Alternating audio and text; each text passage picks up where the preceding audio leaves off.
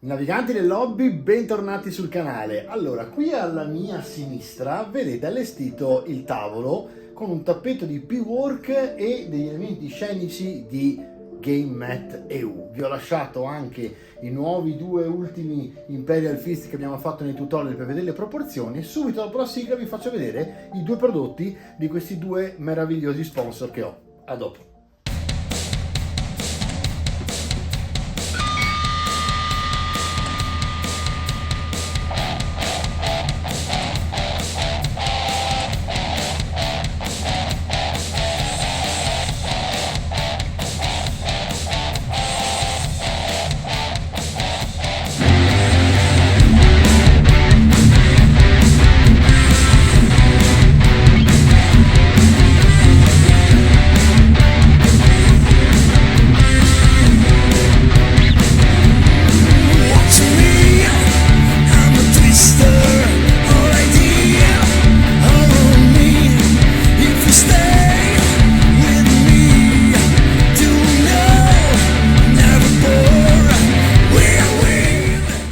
Queste due aziende lavorano veramente bene. Voi sapete che io ho sempre avuto un occhio di riguardo per P-Work per quanto riguarda i tappeti, perché adoro la nuova tecnologia e i nuovi metodi. Però guardate anche che cosa fa GameMat EU con il, diciamo, pre-paint e pre-stampato. In poche parole, loro stampano in resina, è abbastanza solido, anche se sono vuoti ovviamente, ma pesano, quindi insomma sono cose abbastanza pesanti. Questi che vedete non fanno parte del tavolo, ma li ho messi io per scena e sono, se ve li ricordate, quelli del tutorial di My Dungeon del Kickstarter. Quindi stiamo parlando di questi elementi scenici qui che vedete pre-painted, diciamo, in questo modo.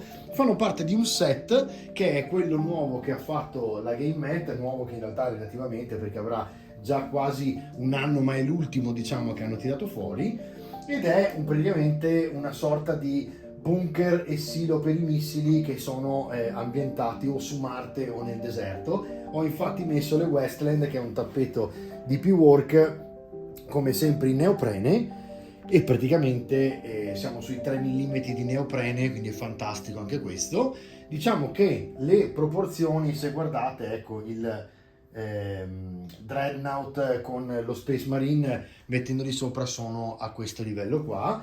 E diciamo che la cosa buona è che praticamente in questo caso potete anche dare dei dry brush e curare un po' di più con la ruggine eccetera gli elementi scenici, magari lo vedremo insieme per migliorarli, ma diciamo che la base è già fantastica. Hanno praticamente già tutto predipinto, quindi non occorre primer e niente, basta fare qualcosina in più ed effettivamente in un attimo avete allestito un tavolo del genere a casa vostra. Diciamo che siamo sulle 69 euro per quanto riguarda il tappeto, che è 180 x 120, anche se ora potete prendere quello di taglia più ridotta che mi sembra sia sui 59 per P-Work, e siamo più o meno lì anche con GameMat con i tappeti loro. E nel pre-paint avete elementi scenici di questo genere che vi arrivano in una confezione gigante e costano sui 135 euro, quindi in poche parole con meno di 200 euro vi siete fatti un super tavolo per giocare sia a Horus Heresy in questo caso che a Warhammer 40.000.